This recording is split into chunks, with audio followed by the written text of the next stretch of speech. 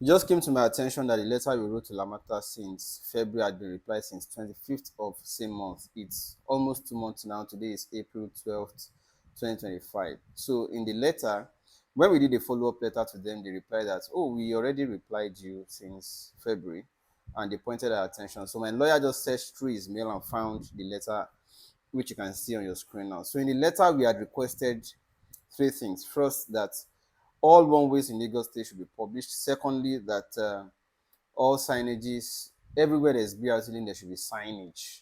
And where they have been removed, they should be replaced. And the last one is that every BRT lane should have their segregating median, that is the pavement securing them away from the public carriageway. So in their response, Lamata said that they have taken it up over the years to always replace signs that have been removed. They also noted that signs are being removed. So who are those people removing the signs? Again, I will put it at the doorstep of those who benefit from the absence of signage.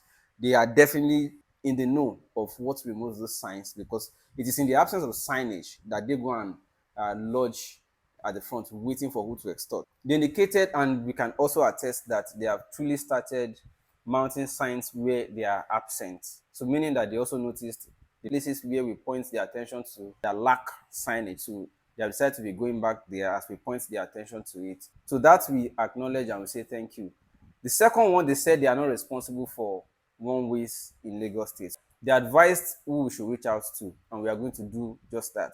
So the last one, which is about segregating BRT lanes with pavement or road medians, they said that every BRT lane has, but in places where there are bridges, they don't want to add weights on those bridges. That is the reason that any bridge that has BRT lane, they do not want to add load by putting pavements. Instead, they use sign in such places.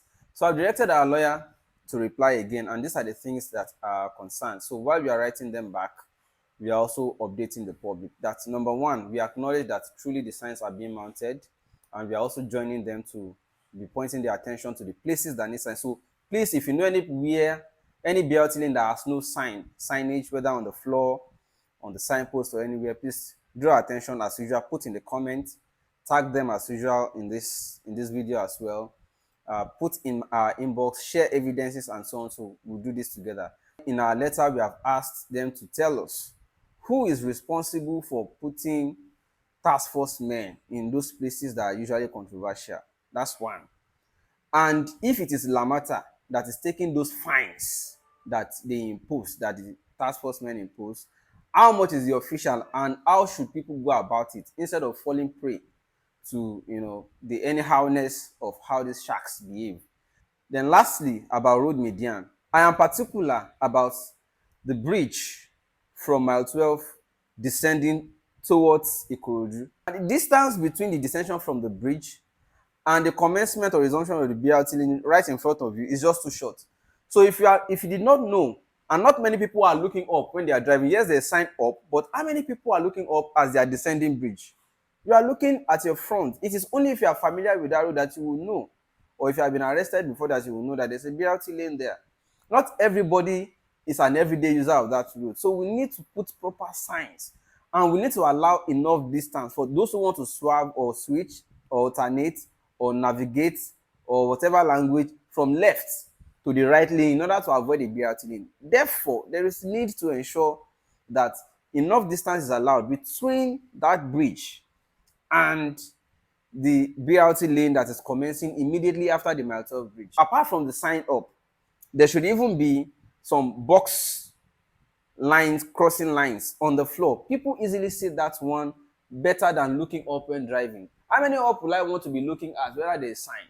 But people easily see the one on the floor. So we have urged them to put sign on the floor and even allow for enough gap to allow for people to easily switch from their left lane to the right lane in order to avoiding the BRT lane that is set looking like a trap in front of them. So far, those of you that we are mobilizing together already, we're going to relax the plan for now and simply just continue to use the communication lines that they have opened to continue interfacing with us. So let's maintain it civil. Again, we acknowledge that LAMATA, and please let's make sure that we do as much corrections as possible. And lest I forget, I also told the lawyer to include in the letter that congested bus stops such as the Ileko bus stop, Yanokpaja bus stop, and others in Lagos, where there are like major market points, crossing of traders, loading of wares on the road that have constricted the road. At such places, they can simply just skip the BRT lane. We don't need to constrict the road further again. The BRT lane can continue after the bus stop so that we don't create more hassles for people and further congest the whole place. So those are the concerns so far. Please, you are also welcome to add your own suggestions, to add your ideas, to tag them, to share it, and to give us suggestions too. As the development unfolds, we'll continue to bring you updates. Thank you so much, Shegun, once again.